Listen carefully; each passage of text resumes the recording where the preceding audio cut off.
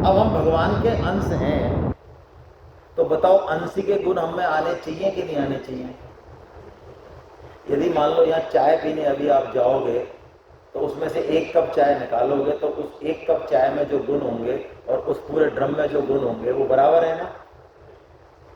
तो भगवान है सच्चिदानंद घन, और हम उनमें काम क्रोध लोभ का कहीं नाम निशान नहीं है। गुणातीत है वो, अभी हमने पढ़ा, गुण है ही नहीं उनमें, गुणों से परे हैं वो, और हमें काम क्रोध लोभ वो मत्सर छाए हुए हैं हमारे। तो कहीं सामंजस्य दिखता है क्या कि हम भगवान के अंश हैं? अरे हम जिस पिताजी के शकल तो मिलनी चाहिए, नहीं मिलनी चाहिए? तो वो क्या गड़बड़ हो रही है, उस गड़बड़ को भगवान अब बताने वाले हैं। भगवान कह रहे हैं तू है तो मेरा ही अंश, लेकिन हुआ क्या? भगवान ने कहा तूने आसुरी संपत्ति को इकट्ठा कर लिया, यानी दर्पण के ऊपर धूल जमा दी तूने, इसलिए तुझे वो शकल, वो क्वालिटीज दिख नहीं रही है। जिस दिन तू इस धूल को हटाएगा उस दिन अपने आप दिख जाएगा। हमको दैवी संपत्ति कहीं से लानी नहीं है। हेलो, मोटिवेशनल स्पीकर को छोड़ दो, वो कितना ही कूदते रहे स्टेजों पे, ये लाओ, ये गुण लाओ, ये बर्ची, कुछ नहीं बर्ची बर्ची भाई। हम 24 कैरेट गोल्ड है, गोल्ड कहां से लाना है? भगवान के अंश है हम। ये हटाओ बीमारी जो इकट्ठी करी है हमने। आसुरी संपत्ति हटते ही वो दैवी संपत्ति खुद प्रकट हो जाएगी। जो प्रकट है, जो हमारा गुण है, जो हट ही नहीं सकता। लाई हुई चीज, चिपकाई हुई चीज छूट जाती है, वो नहीं चिपकानी हमको कोई चीज। तो ये प्रॉब्लम कैसे हो गई महाराज? तो एक कहानी से हम शुरू करते हैं इस चैप्टर को। एक शेर का बच्चा था, बचपन में ही वो बिछड़ गया और भेड़ों के झुंड में मिल गया। ठीक है, अब भेड़ों की तरह खा रहा है, भेड़ों की तरह मिमिया रहा है, और वो अपने आप को क्या मान रहा है? भेड़ मान रहा है। चलता रहा, जीवन चल रहा है। एक दिन शेर ने अटैक किया उस भेड़ों के झुंड पे, एकदम से दहाड़ा तो सारी भीड़ भाग गई और वो एकदम ठटक के रह गया। तो उस शेर ने कहा तू यहाँ क्या कर रहा है? तू शेर है? या नहीं महाराज, हम तो भेड़ है। अरे तो शेर है भाई। अरे नहीं नहीं भाजा होगा, माफ कर दो, तो भेड़ ही है। तो वो उसको कान पकड़ के ले गया, सरोवर पे ले गया, देखा शकल दिखाई जल में, देख मेरे को देख और तेरी खुद शकल देख, देख ये दाढ़ी मूछ जैसे मेरे ऐसे तेरे। हाँ वो तो ठीक है महाराज, लेकिन अभी आप जो दहाड़े थे, तो जंगल हिल रहा था, हमारी अब तक थरथरी छूट रही है, हमारे तो आवाज ही बिल्कुल वैसी है। अरे उन्होंने कहा ये आवाज भी है तेरे में, दहाड़ गया। अब वो एक दो बार दहाड़ा मिल गया, दहाड़ भाई तू शेर है। तो जो दहाड़ा तीसरी बार तो जंगल खड़ा गया। बस यही है गड़बड़। हम है शेर के बच्चे और हमने मान रखा अपने आप को भेड़ मान रखा है, आसुरी संपत्तियों को गले लगा रखा है। तो ये भगवान ने 26 गुण बताए दैवी संपत्ति जो हम में है, जिसमें सबसे टॉप लीडर राजा अभयम। ओहो, आइए श्लोक बोलते हैं, पूरा तो नहीं ले रहे हैं इसको। अभयम सत्व संशोध्य ज्ञान योग व्यवस्थिति दानम दमश्च यज्ञश्च स्वाध्यायस्तप आर्जवम। ये गुण बताए भगवान ने 3 श्लोकों में 26। कौन कौन से? अभयम, जब तक भगवान से संबंध नहीं जुड़ेगा, हम अपने स्वरूप को नहीं जान लेंगे, भगवान से प्रेम नहीं करेंगे, भगवत प्राप्ति नहीं करेंगे, 50 भाषाओं में बोल दो चाहे इसको, तब तक भय रहेगा। 4 सबसे बड़े भय, जन्म मृत्यु जरा, और कोई विज्ञान के पास इलाज नहीं, और ना विज्ञान का ये दावा है कि हम इलाज कर सकते हैं। फेल। ये गीता है जो ठोक के कह रही है कि हाँ, चारों का इलाज है हमारे पास, और अभी है, मरने के बाद नहीं, इसी जन्म में है, अभी है। जन्म से छुटकारा, मृत्यु से छुटकारा, जरा से छुटकारा और व्याधि से छुटकारा। ये आएंगे, हाँ आ सकते हैं, आएंगे, शरीर को आएंगे, हमको नहीं आ सकते। जैसे आपको श्रीमद् भागवत आप सुनते हैं तो सुखदेव जी महाराज पूरी कथा कहने के बाद कहते हैं, परीक्षित और कुछ समझ में आया? अभी मैं बैठा हूं, डर तो नहीं है ना तक्षक से? मैं जब तक बैठा हूं तक्षक यहां आ नहीं सकता, बता क्या बताना है? तो परीक्षित ने कहा गुरुदेव, ओहो, जैसे कि अर्जुन रोते हैं ना, यहाँ अनुग्रहित हो जाते हैं, ऐसे परीक्षित भी अनुग्रहित हो जाते हैं। सिद्धोस्मि अनुग्रहितोस्मि कि गुरुदेव आपकी कृपा से अब मैं अपने स्वरूप में स्थित हो गया। अब तक्षक, एक तक्षक या 1000 तक्षक आए तब भी मेरा कुछ नहीं बिगाड़ सकते। हाँ, इस शरीर को डसेंगे, वो डस सकते हैं, लेकिन मेरा कुछ नहीं बिगाड़ सकते। ये मेरे को समझ में आ गया। ये अभयम है, और भगवान का काम करने वाले का भय दूर हो जाता है। गीता प्रचार में जुटिए, गीता का काम करिए, रात और दिन इस चिंता में रहिए, छोड़िए हिचक, जोड़िए जिस लेवल पे आप हैं वहीं जोड़िए, ज्यादा से ज्यादा लोगों तक हमको पहुंचानी है गीता। यही है असली काम, यही है परोपकार। बाकी सब परोपकार फर्जी है, मना नहीं है उनको करने की, लेकिन कोई सेंस नहीं है उनका यदि ये नहीं किया तो। अभयम, चलिए ऐसे भगवान ने बताया, देखिए अंतःकरण की शुद्धि है, ज्ञान योग है, ज्ञान योग में दृढ़ता है। दान, दान क्या है वो भी भगवान सप्तम अध्याय द्वारा बताएंगे। दम, दम का मतलब है दमन नहीं, इंद्रियों को भगवान की तरफ मोड़ना। यज्ञ कर्तव्य कर्म पढ़ चुके हैं। स्वाध्याय भगवान अपने बारे में जानना है, भगवान के बारे में जानना। तब सहन करना प्रतिकूल प्रतिकूल परिस्थितियों को, और आर्जवम सरलता, ये हो गया। अब देखिए आसुरी संपत्ति के बारे में डिटेल में पढ़ते हैं, क्योंकि ये अध्याय आसुरी संपत्ति के बारे में। तो ये तो है 26 और ये है 6, और 6 का भी कमांडर इन चीफ कौन है वो भी बताएंगे भगवान। तो आइए इनको समझते हैं थोड़ा थोड़ा जल्दी से। दम्भो दर्पोऽभिमानश्च क्रोधः पारुष्यमेव च अज्ञानं चाभिजातस्य। भगवान ने कहा अर्जुन ये 6 आसुरी संपत्ति हैं। सबसे पहली कौन सी है? दम्भ। दम्भ क्या है भाई? दम्भ दोनों तरीके से होता है। अच्छाई को लेके भी दम्भ होता है, बुराई को लेके भी। दम्भ है मैं जैसा हूं वैसा न दिखा के कुछ और, जैसे मैं ना तो सिगरेट पीता हूं ना मैं शराब पीता हूं, लेकिन मैं फंस गया IAS की पार्टी में, मंत्रियों की पार्टी में, और वहां पे इस तरह का माहौल होगा। उन्होंने पिया नहीं, उन्होंने जिया क्या? भगवान पूछेंगे ऊपर तूने शराब नहीं पी तो तू भेजा आया क्यों नहीं थे? अब IAS में बड़े बड़े भाई, बड़े बड़े मंत्री हैं, तो हम भी वहां रिजेक्टेड पीस नहीं बनना चाहते। हमसे पूछा जाता है आप पियोगे? हाँ हाँ, हम कभी कभार पी लेते। हमें नहीं पीना अच्छा लगता, हम नहीं अच्छा मानते लोगों को, लेकिन हम वहां पर, ये क्या है? ये दम, ये भी दम है। अच्छाई का तो दम है ही, वो तो हम समझते हैं। माला कर रहे हैं, मन नहीं लग रहा है, पट्टी गिन रहे हैं, इधर उधर गिन रहे हैं, कोई आ जाए मिलने एकदम से चले गए समाधि में, ये क्या है? ये भी दम है। शादी ब्याह आजकल हमारा पूरा जीवन दम्भ में जा रहा है। यदि मैं डिटेलिंग करूं इस पर आधे घंटे में, हम दम्भ के अलावा कुछ नहीं कर रहे, और इससे बड़े परेशान है। या हम 550 रुपये में झाग निकाल देंगे, और हमसे एल्बम में 1 लाख खर्च करा लो। ये डैग वैग जो आते ना, वो पटांग कान फाड़ू, इनमें 5 लाख करा लो। मतलब हमसे 2 करोड़ की शादी करा लो, औकात हमारी चाहे 1 करोड़ की, 2 करा लो, मुच्छा है बड़ी बड़ी। क्यों होता है ऐसा? दम, हिम्मत नहीं है सच्चाई स्वीकार करने की, सही चीज पे चलने की। यद्यदाचरति श्रेष्ठ, तो दूसरों को कि लोग देखें, 2 लोग तो देखते होंगे हमको, उन पे क्या फर्क पड़ेगा? हिम्मत नहीं है। ये दम हमारे जीवन में घुस चुका। अभिमान समझते हैं हम सब बहुत अच्छे से, है ना, कर्ता भाव।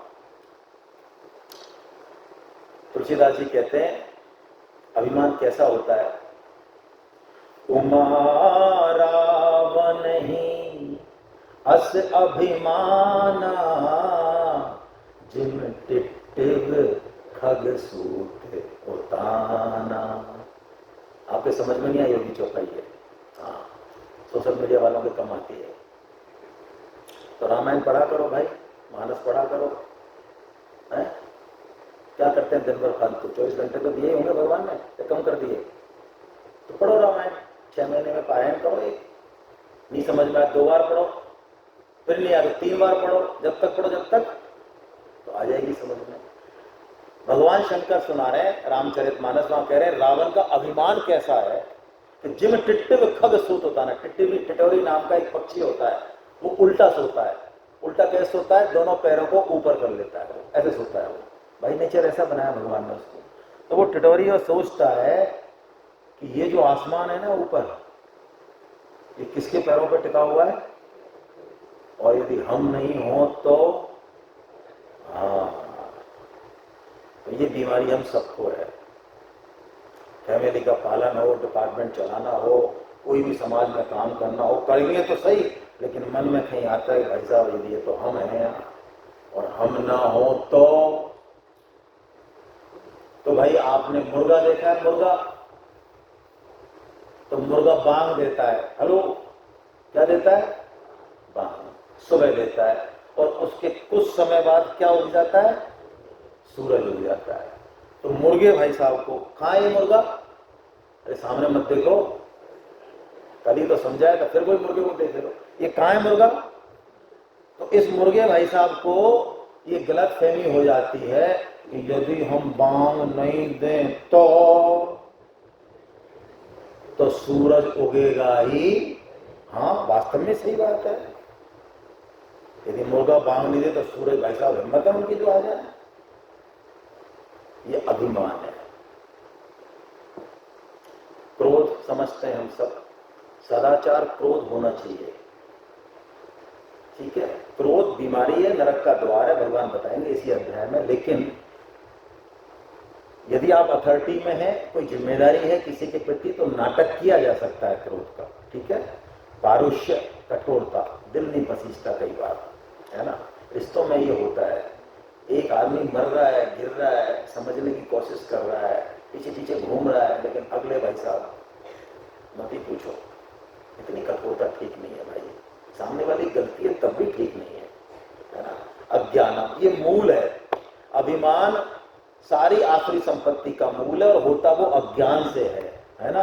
संस्कृति मूल सूल प्रदनाना, सकल शोक दायक अभिमाना।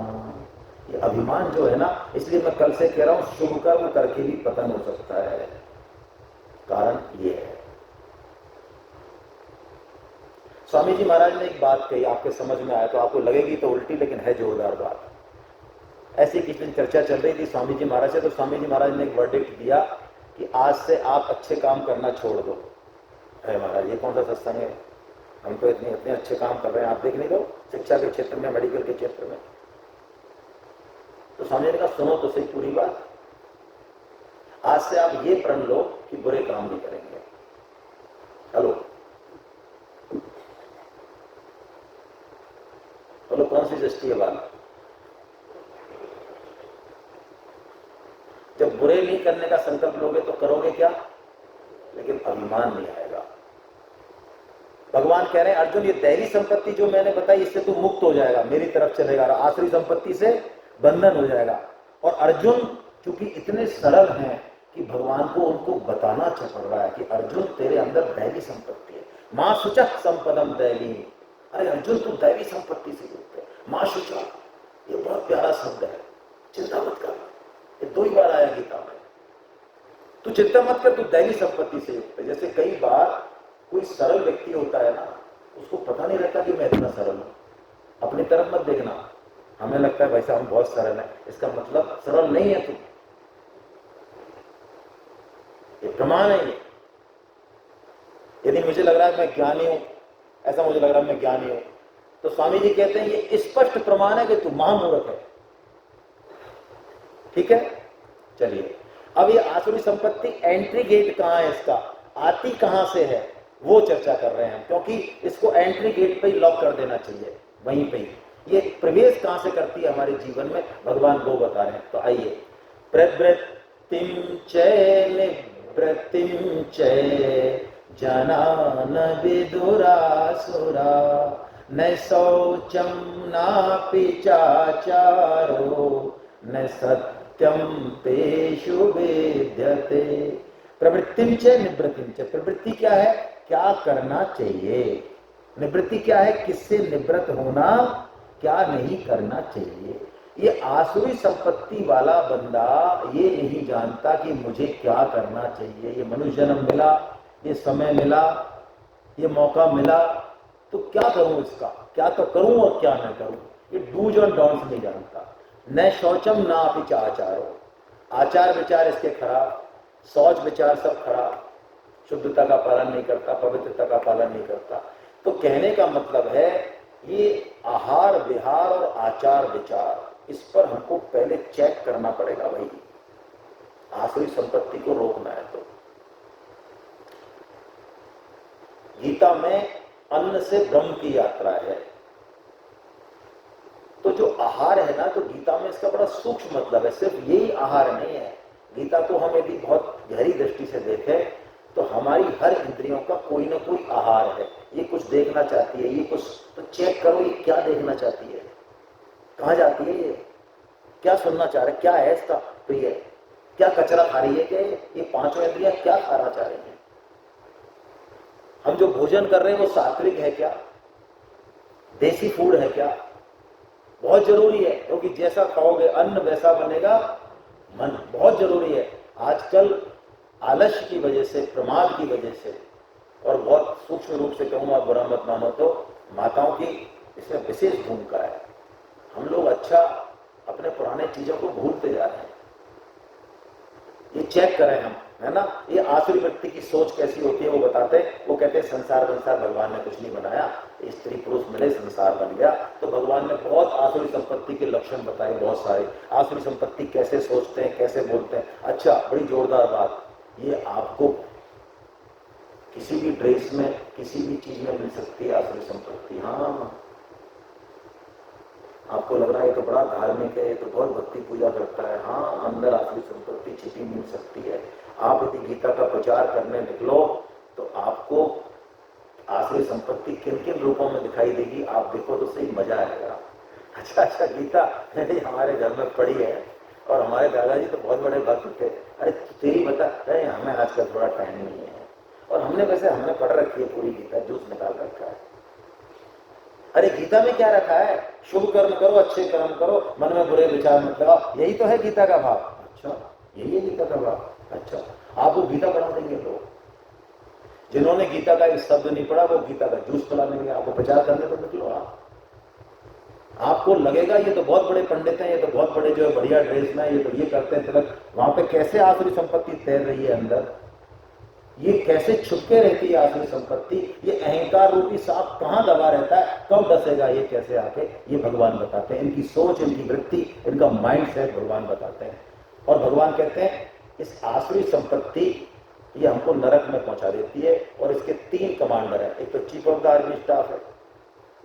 3 गेट है नरक के, एक तो बड़ा गेट है और 2 छोटे छोटे गेट हैं। बड़ा गेट भी इनमें, 2 छोटे बगल में। कौन कौन से? त्रिविधम नरकस्येदं द्वारम नाशनमात्मना काम क्रोधस्तथा लोभस्तथा तस्मादेतम। 3 काम ही मेन है। पहले भी अर्जुन ने प्रश्न पूछा 3रे अध्याय में, अनिच्छिन्न अभिवासने बलादिव नियोजिता था। भगवान ने वहां घोषणा की थी कि काम ऐसे, क्रोध ऐसा। 3 नरक के द्वार हैं जिसमें कामना सबसे तगड़ी है। कामना में बाधा हो गई तो क्रोध, और कामना पूरी हो गई तो लोभ। भगवान ने कह दिया तस्माद एतत्त्रयम् त्यजेत। अर्जुन तो तीनों को त्याग दे। अब देखिए, कामना इनकी कमांडर है, तो कामना को कैसे खत्म करें। कामना तो भैया बड़े बड़ों को लुढ़का दिया इसने, हम कैसे खत्म करें। बिनु संतोष न काम न साही, काम अछत सुख सपने नाही। राम भजन बिनु मिटहि की कामा,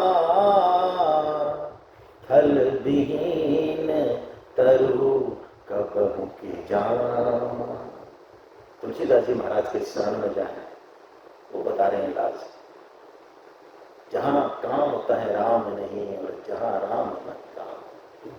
इस काम को मारना है तो किसको बिठा लो हृदय में, बस काम से मत लड़ना। Oh no no no no no, काम से लड़ोगे तो ऐसा पटकनी देगा ये, हम तो मच्छर है, अच्छों को लौटा दिया इसने। काम से नहीं लड़ना, क्या करना है, हाँ बस ये काम करना है। काम भाई साहब को तो नमस्कार करके और अपने राम राम राम राम राम राम राम राम राम राम राम राम राम राम राम राम, बस राम की शरण में चले जाए। हरे कृष्णा कृष्णा कृष्णा हरे राम, बस रोज 16 माला का जप, गीता का प्रचार, बस काम भाई साहब पता ही नहीं चलेगा कहाँ बैठे थे पहले, और लड़ने लग गए, दिक्कत कर देंगे। अब भगवान एक बहुत प्यारी बात बता रहे हैं जो मैंने अभी फीडबैक में भी देखी। एक तो भाई मनमाना आचरण छोड़ दो। हमारा आपसे हाथ जोड़ के निवेदन है, मेरी समझ में, मेरे को ऐसा लगता है, मेरे मत में, मेरे दिमाग से, अरे कुआं पटक इस दिमाग को, भगवान के दिमाग से। स्वामी जी क्या कहते हैं, भगवान क्या कहते हैं, उसको अपनी मन बुद्धि बनाओ। मेरी समझ से, मेरे अनुभव से, क्या अनुभव है आपका, क्या समझ है, खतरा है। देखिए क्या कह रहे भगवान, यह शास्त्र विधि मोत्सर्ज वर्तते काम कारत, न सिद्धिमवाप्नोति न सुखम न पराम गति। यदि मनमाना आचरण किया ना, गुरुमुखी हो, मनमुखी ना,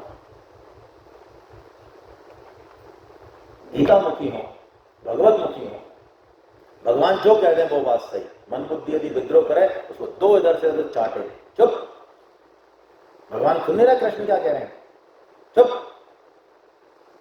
नहीं तो क्या होगा, भगवान कह रहे हैं ना तो तुझे सिद्धि मिलेगी, सफलता, हेलो सफलता चाहिए बिजनेस में, परिवार में, हाँ सबको चाहिए सफलता, किसको नहीं चाहिए, भगवान कह रहे नहीं मिलेगी। और सुख, सुख भी नहीं मिलेगा, मिलेगा तो खुजली मिलेगा, खुजली सुख। ऐसा लगेगा मजा आ रहा, मजा आ रहा, मजा आ रहा, कुछ नहीं आ रहा, मजा आ रहा, क्या हो रहा है, गलत फहमी है। और ना गति भी नहीं होगी। तो महाराज शास्त्र कैसे, शास्त्र के पास क्या करें, शास्त्र कहां से पढ़े, तो भगवान ने बता दिया पिछले अध्याय में। शास्त्र क्या है, गीता। गीता को मान लो शास्त्र, भगवान को मान लो गुरु, और यही हमारा गुरु मंत्र। कोई जरूरत नहीं है कहीं जाने की, अपने आज से चालू हो जाओ, भगवान भेज देंगे अपने आप गुरु बढ़िया वाला। जरूरत होगी तो भेज देंगे, नहीं होगी तो नहीं भेजेंगे, हम तो चल रहे हैं भगवान के सारे। तस्मात् शास्त्रम प्रमाणन्ते कार्य कार्य व्यवस्थितो। हमको क्या करना है क्या नहीं करना है, इसमें शास्त्र को ही प्रमाण माने। यदि भगवान ने कह दिया गीता में कि मैं गीता प्रचार से सबसे ज्यादा खुश होता हूं, उसके समान मेरा ना तो कोई प्रिय है ना होगा पूरे भूमंडल पे, तो अब इसमें कोई संशय, अपना दिमाग लगाना है कि महाराज पहले हम पढ़ लें ना फिर कर लेंगे प्रचार, ऐसा सोचना है। भगवान ने ऐसा कहा पहले पढ़ फिर प्रचार कर, ऐसा कहा। भगवान ने क्या कहा, निष्काम भाव से परम, ये कहा, हाँ वो शर्त है, तो कोई दिक्कत नहीं है। हरे कृष्णा। तो आइए, आपकी चाय ठंडी हो रही है, जल्दी से